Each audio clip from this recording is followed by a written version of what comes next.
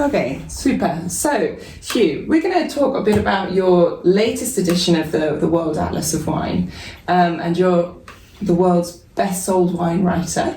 I've been at it longest. But can you tell me a bit about how you started? Because your first wine book was Wine, which you published at the tender age of 27. So what was it like as a young wine writer, and how did you get started? Well, I suppose the term wine writer did exist then, but there were very few of us.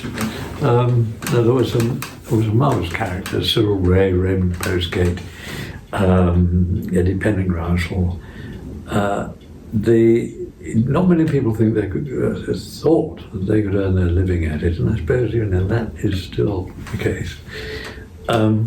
I started because I started travel writing really, and I was a general copywriter on Vogue. So I worked with, my first gig was Condé Nast, and I was paid £12 a week. My rent was £4 a week. I've got a lot of that stuff in. And I just thought that in Vogue there could be an article about wine, because I loved wine and knew a little bit about it. But if you want to, as everyone knows, if you want to learn about a subject, you write about it. That was the Christmas issue of Vogue in 1960.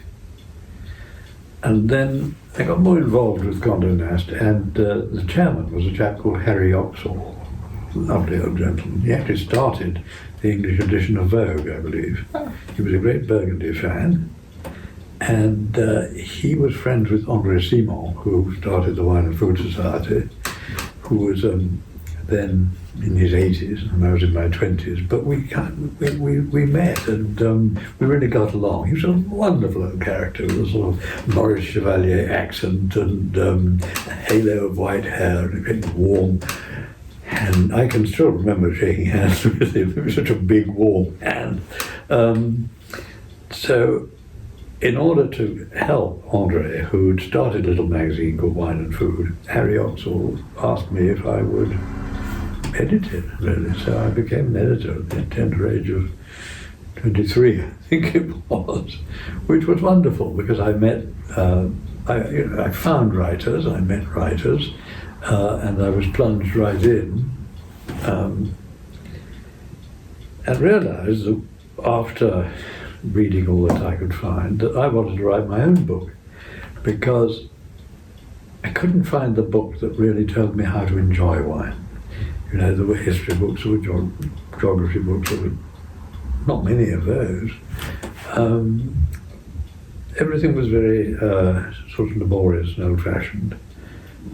I'm not saying there weren't good wine writers, there were, but there was nothing current.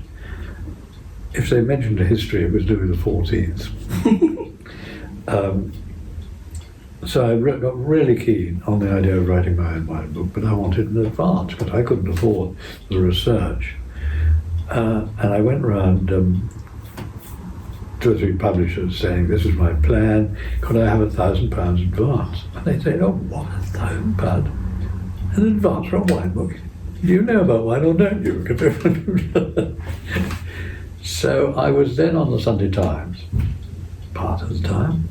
I asked my friend Mark Boxer, who just started the Sunday Times, the first colour supplement, any ideas, Mark? And he said, yeah, I've got an idea. Robert Carrier has just published the most successful cookery book of all time, the first coffee table cookery book, called Great Dishes of the World. He said, go to my friend Jocelyn Baines, Thomas Nelson, who published that, and say you want to do the wine equivalent. I did, and we agreed, and he gave me my £1,000.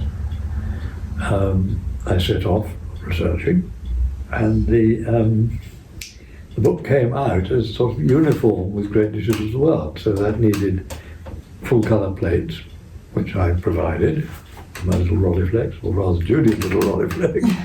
Nice. And we set off. Unfortunately, it was the vintage of 1965, which, if there's ever been a wetter one, I don't know. We went through Portugal, we went through Spain, we took a ship from Algeciras to Naples, because there was you say, why didn't you drive through Spain and across the south of France and down to Italy? I would say practically there wasn't a road. Oh gosh. There were certainly no motorways, so the only thing to do was to go by sea. Unfortunately, some of my best photographs were stolen in Portugal. I still feel angry about it. I'd taken wonderful photographs of the Douro when it was all ox carts. Ah. And I can still hear the creaking and the screaming of those great wooden wheels as the oxen towed the thing up the hill with pipes on board. All this was absolutely real then. That's where I started, in the Middle Ages, really, as far as wine was concerned. Anyway, I did my research, I came home, I wrote the book. It came out in 1966. It was very nicely produced, I'll say. Probably good photos too.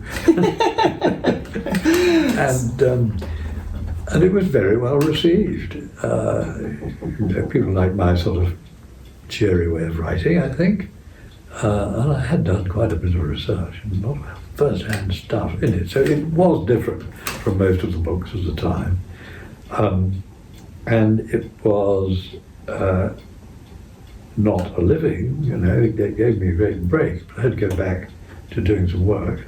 And I went back to the Sunday Times. And then Harry Evans, who was editor, to my amazement, asked me to be travel editor, in succession to a very famous long-standing travel editor, Elizabeth Nicholas. She'd been doing it for so long she could go to Brittany for the weekend and make 3 stories out of it, but I hadn't. So each week I had to produce a new story, and I hadn't been anywhere really. So I was leaping all over the world. At the same time as we had our first daughter, Lucy, and it wasn't ideal for the young father to have to catch planes all the time. I did it and loved it for a while. I went to places that nobody went to at the time, which would you believe at the time included the Caribbean. Wow. Croatia. I think my article on the Caribbean was one of the first on it, as there were no tourist hotels then. It made you realise how much time has passed. The only guidebook was Paddy Lee Ferber's book, The Traveller's Tree, and he talked about these colonial houses where you might be able to stay, but it was wonderful. I was in a critical state with having to travel, having our first baby and everything else, when out of the blue sky, Jocelyn Stevens asked me to go and see him at Queen. He was then the editor and owner of Queen magazine. And he said, Hugh, I'm going to do a supplement on South Africa. I'd like you to go and do it for me. I said, yeah. And he said, you'll go with John Hedgecoe, who's our staff photographer, who became a great friend. And just before you leave the room, he said, would you like to edit this magazine? Wow. I said, well, I'll tell you when I come back. Smart answer. It was while I was editing Queen that James Mitchell had just started his little publishing company, Mitchell Beasley. He had been at Thomas Nelson when they published my first book. And he rang me up one day and he said, Hugh, what about, do you think there's any relationship between wine and maps? It seems, there are all these different places it comes from. I said, relationship? I said, wine is liquid geography, after all. And he said, why? I said, why? And he said, well, we've been asked by our backers, who were the map company Phillips, for thematic atlases. And the first one he did was, modestly enough, the Atlas of the Universe. He got Patrick Moore to write the Atlas of the Universe, which was a huge success. There was also the moon landing at that very moment, 70. And Patrick wrote this book as well. And James cunningly realised that the NASA photographs were public property, he didn't have to pay for them. So he rushed out this Atlas of the Moon, which was an incredible success. Wow. So he had the money to do serious cartography, and that is the key. Because anyone who knows my World Atlas of Wine knows it has Ordnance Survey standard maps. They're terribly expensive. Yeah. But they're totally convincing. You know you're looking at the real thing. That is the way the fields are, the villages are, the land is, the contours are. There's no flanning around. You can't write sort of "here be dragons" over it. You either know it or you don't. And it took. It didn't take as long as you might think, actually. It was some of it. 50 years later, I can admit that a bit of it was fudging. Because, for example, the latest survey of the sherry vineyards around Herod had been done in 1914. Mind you, the contours wouldn't have changed very much. And there was none of the vineyards of the Douro. They didn't exist. So I took a contour map, and I thought, well, where are the vineyards? I don't know, nobody told me. So I sent it round to all the shippers, and I said, could you show me where your vineyards are? No reply. Oh. I mean, they weren't used to that kind of searching question. So well, there's only one thing to do. So I took a coloured pen and I drew in vineyards where I thought they would be. And then I sent it out and said, please correct this map before vineyards. And straight back saying, fine, yeah. So that was the authenticity of that particular map. But that was an exception, I must say. But I went to the Office International du Vin and said, tell them what I was trying to do. And they said, oh, interesting. Yes, somebody else had that idea in the 1950s. And we turned it over to the Portuguese. They thought they would do it. And they said, here's the file. And they produced the file with one piece of paper in it. So I said, well, thank you. Yes, I don't think there's much competition. I'm fun. So when you started researching the very first edition of the World Atlas of Wine, this was 1960s London. Can you tell me a bit about what the wine scene was like then? What were people drinking and why did it inspire you? What was exotic to kind of go to Portugal? Where were the countries that you were interested in visiting? It was very, very square and traditional. And as everyone knows, the sort of layer cake of the classes in England means it's very distinct. There were the West End wine merchants, the usual St James's Street suspects, and they had their usual, the clientele you can imagine. So that was the upper class taken care of, and what they drank Bordeaux, basically. And still do. That's true. I mean, I belong to a club in St James's, even on the wine committee, and I think 80% of all the red wine we drink is Larra. People are not interested in exploring. They could well afford to, but it's frustrating. But on the other hand, why sort of prod people to do things that they're not in the habit of doing? So there was that layer, which was totally traditional. There were one or two real enthusiasts. There was Peter Dominic, who was there. Was it Paul Docher, I think, was in charge. Was it Paul as well? And they started the Wine Mine, which was a nice little sort of chatty magazine come wine list, which in a way was perhaps the predecessor of the Complete Imbiber. No, I think the Complete Imbiber was there. That was an anthology of pieces, not just by wine writers, but by anyone that they could get to write, which was started by Gilbey's. It was actually my wife's half-brother, Jasper Grinling, who started that. I'm not quite sure what year, in the 60s. And then Civil Ray took it on, and it got grander sponsors and became a splendid book. So there was that undercurrent, the sort of literary undercurrent. There was the high street undercurrent, and people like Peter Dominic, and there were others. I just can't think of all the names. There was Edward Roche in Shaftesbury Avenue, and blah blah blah. I mean, there were obviously And there was Tommy Layton, who was a big influence.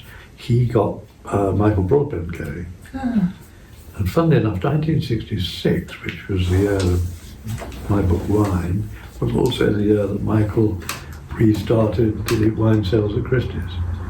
So there was a sense, there was a feeling that time was ripe. Once I'd been given the germ of the idea that we could have really pucker maps of wine regions. Of course, I ran away with it. In fact, I've still got a sort of foolscap notebook in which I sat down that very evening and did a world atlas of wine. I said, we need a map of the world, we need a map of Europe, we need a map of France, blah, blah, blah. We have to do Burgundy, Bordeaux, Rhone.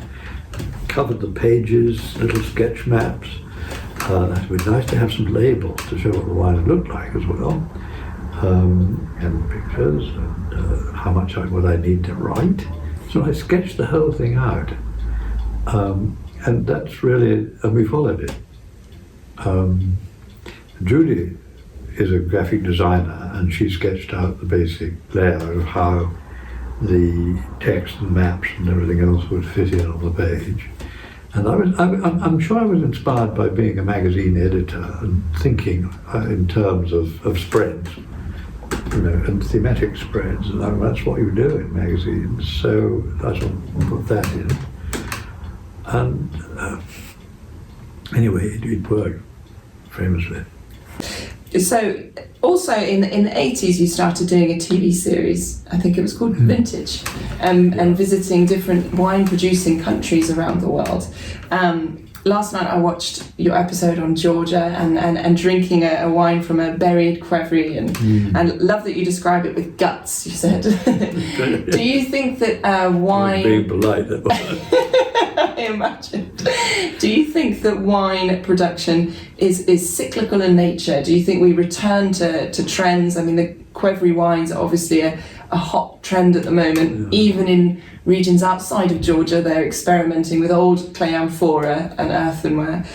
Do you think we return to trends, or do you think as a wine industry it's better to kind of progress and adapt?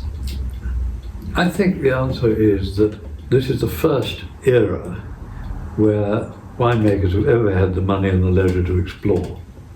You had to follow the recipe before this. And if you were fortunate enough to have to be in Burgundy, fine, you could make a living, but most people couldn't.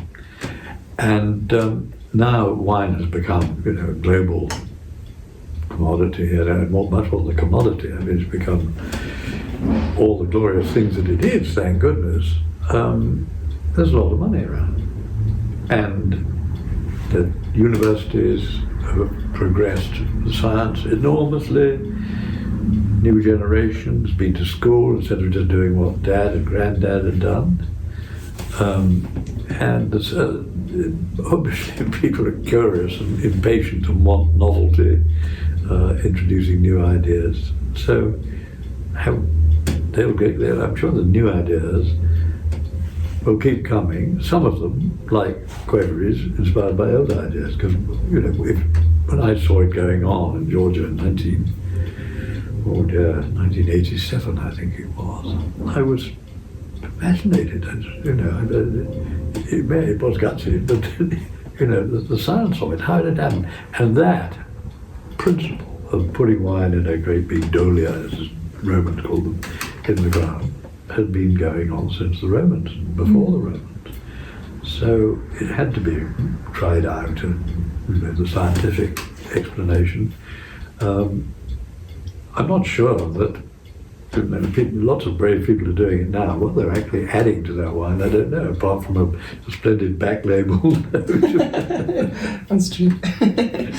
And you're one of the few people in the world who's had the opportunity to try very old vintages. And by very old vintages, I mean that you've tried wines from the 16th century.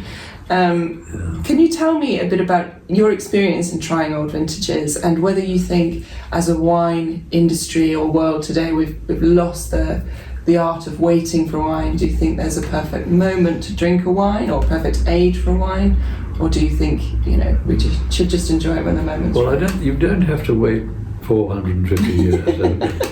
I hope not. It wasn't a very good idea. Although, what was miraculous about that there were 2 bottles of this 1540 Stein wine in the cellars of the residence in Würzburg, that great building with a Tiepolo ceiling. And one of them came into the hands of wine merchants Ehrmans in Mayfair. And Rudy, what was his name? Oh dear. Asked André Simon if he would like to taste it. And a group, a very small group of people who were writing about wine. I think Cyril was there, and there were about 7 of us, I suppose. And Andre brought me along, I suppose. And this tasting started with 3 different 19th century Rhine wines. There was Johannesberger and Markenbrunner, something like that, of the middle 19th century. And once we'd sniffed them, we just said, no, thank you. I mean, when wine can be, when it's gone bad, you don't want to go near it. So we approached this wine that was 300 years older with a certain amount of skepticism. But we had this tiny little glass, and there was no question it was alive. This was not a dead wine, this was a living wine. Not for long, and it was Madeira-ish, obviously. It was kind of somehow German-ish in a way, hard to say. And we sipped it, and there was the glow on the palate, certain sweetness, depth, really fascinating, and then it was gone. The wine died. But what fascinated me was that this was a substance that had been alive for over 400 years. This would have been normally quite old enough when Shakespeare was born. And it was the son of that extraordinary summer. It's on record, 1540 was, the Rhine dried up. That ripeness, the energy of the sun in that summer was still in that bottle. And that's magic. It's simply magic. Absolutely. It's interesting, you've just talked about that very hot summer of 1540. Yeah. In your latest edition of the World Atlas of Wine, you've got it in the introduction, a nice overview of the changing climate and the fact that harvests, you've got some good graphs showing how harvests have changed from much earlier dates. What do you think will be the greatest impact of climate change in the wine styles, or perhaps the wine regions that we will see in the future? Well, I think we're all interested, but some of us are worried. You've got to define, where were the world's greatest wines made in the first place? Where was the definition of great wine? Well, it was in France, and possibly Germany, conceivably Hungary in Tokai. But Italy didn't make great wine, Spain didn't make great wine. I mean, it was excellent sherry. That's where it happened in France, basically. Why? Because those regions have that precise marginal climate. They've also got the appropriate soils of different kinds, but it's that precise marginal climate where there's a long enough, it's a reasonably safe flowering period when things don't get washed away or frosted, and a long enough ripening period. So the grapes get ripe just at the moment when it's cooling off. September, October then. So nature has provided the right scheme for grapes, and then as they're picked, they're not getting boiled, and the natural process ends up with wine that is hopefully stable and hopefully in balance in good years. I mean, in bad years it just didn't happen. And those wines occasionally had qualities which we know could go beyond beauty, just something extraordinary. So they got their reputations, and they built on their reputations, and Burgundy became Burgundy, and Bordeaux became Bordeaux. Then their conditions have been reproduced as closely as possible around the world, in the New World. And one of the first things they needed to do was produce the autumn chill, which doesn't happen naturally in New South Wales. Therefore, the introduction of refrigeration was absolutely key. And in my history of wine, I've researched this. That it actually was first used, I believe, in Algeria, because there were butchers there who were using chilling equipment. And so there were these big chillers, and some, I'm not quite sure which wine man, thought, interesting, I'm picking all these very ripe grapes into a very, very hot climate, and they're going bubble, bubble, bubble, and I'm losing all the potential quality. Try them chilled. And that took a long time to sink in. In fact, believe it or not, when I first, in California, I first met Andrei Chelistchev at BV, he told me that when they bought the first cooling equipment in the Napa Valley, and they hid it behind the door because they didn't want other wineries to see what they were doing. That was the biggest single sort of scientific advance, if you like, and everything stems from there. So you could grow grapes in climates that were too hot for fine wine and hope for results. You could have had a miracle, the perfect vintage in the Napa Valley without any artificial aids. Anyway, that's where fine wine started, and those are the conditions you've always needed for it. And if you could reproduce them in some other region, well, great, and you can now. And so the future will be either redefining fine wine, which is what's happened in the Napa Valley. The Screaming Eagles of this world are a new definition of fine wine. I mean, to me, they're wine for cigar smokers. You used to make the cigar with the wine. But that crucial, critical, harmonious, just right balance between the ripeness, the acidity, the tannins, and everything else. If you want that to happen naturally, it can only be done in a very few places. So mapping them was essential. Absolutely. Interesting. Really nice point. And then commercially, we're also seeing a very big change in the wine world as well. A big change in the climate of the wine industry. What do you think? What's your prediction for the next kind of 10 or 20 years? I mean, we're seeing China and Russia increasing in plantation and consumption, and then we're seeing some of the kind of great older wine countries, France, Spain, Italy, reducing their production and consumption. How do you see the axis shift? Yeah, well, on the consumption business, it's high time they reduced their consumption.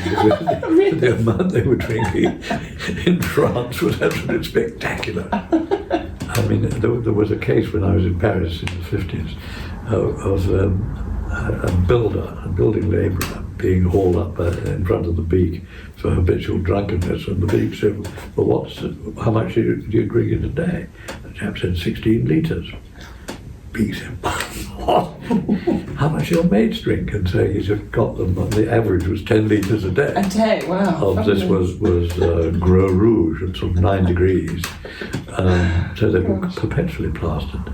But then, where we are so sober today, our ancestors were squiffed all the time. I mean, schoolboys drank small beer, and I asked a brewer friend, what's small beer? And he said, about normal.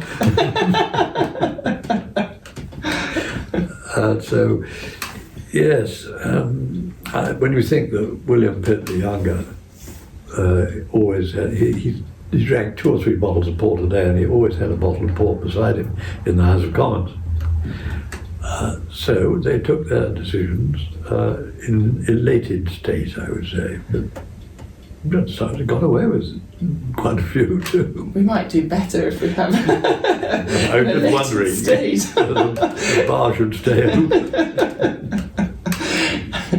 So do you think we'll see consumption continue to drop? But do you think in terms of production, do you envision your atlas being very different? And Oh yes, I mean this edition, which is led by Jancis. I mean, this is, I am sort of stepping further and further back. I've been working on this book. Well, 71 was the first edition. I started work on that 2 years before, so it is in fact, it's exactly 50 years I've been working on this book. fabulous. So obviously the everything's changed. There's wonderful stability. The map of the Côte d'Or looks very much the way it did. The future is obviously racing on because, now Asia is thinking wine. Well, I mean, we're outnumbered, aren't we? It's Chinese wine. There's I don't know if you've seen a book called Chinese Wine Renaissance. By Janet. Yes, yeah.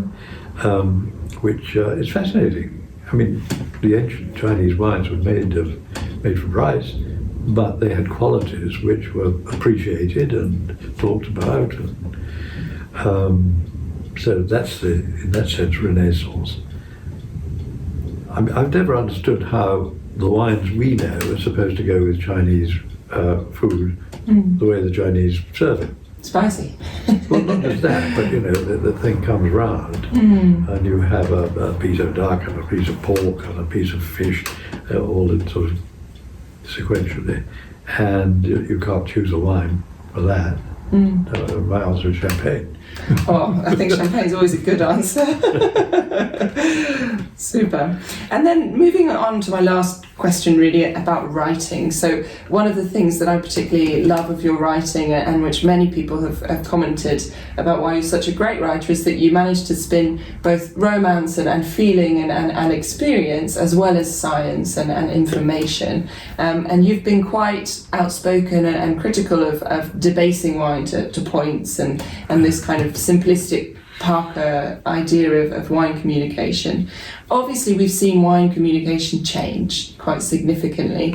Do you think the reader has been part of the push for that change, or do you think it's come from the communication side? And how do you envision wine writing in time to come? Because obviously we've now got AI starting to get involved in writing. How do you see the future of wine writing, and what do you hold sacred? Okay, start with what I did when I started, because that's all I know really.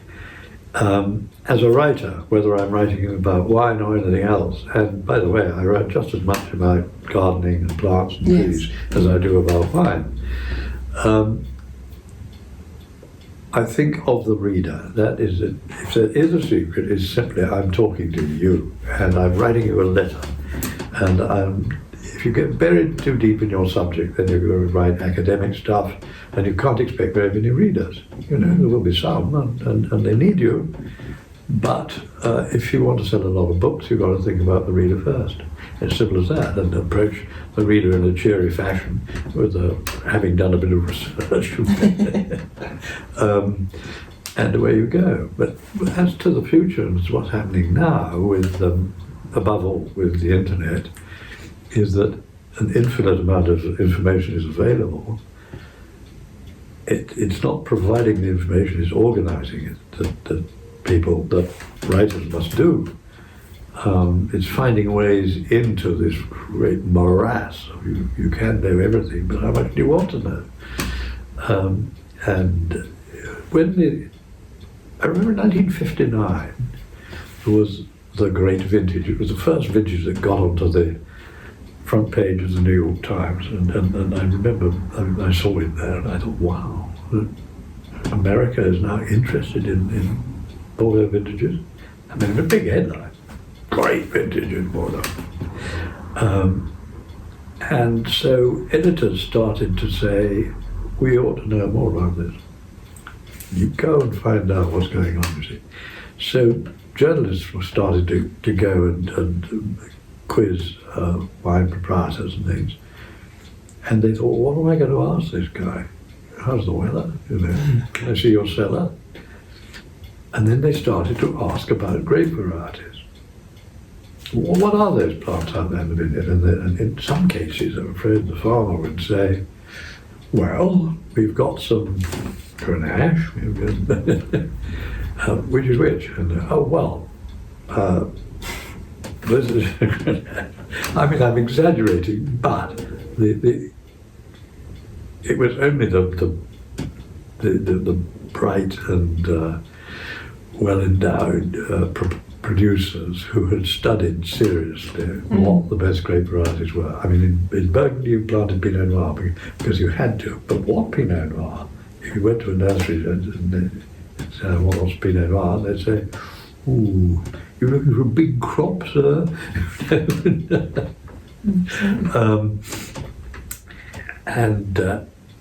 Then, largely thanks to Jancis, I would say, in the first place, varietal consciousness came in. And, well, on this side of the Atlantic, and the other side of the Atlantic, it was actually Frank Schoonmaker, who was advising Almaden in California, now extinct. And he said, why don't you put the grape varieties on the labels?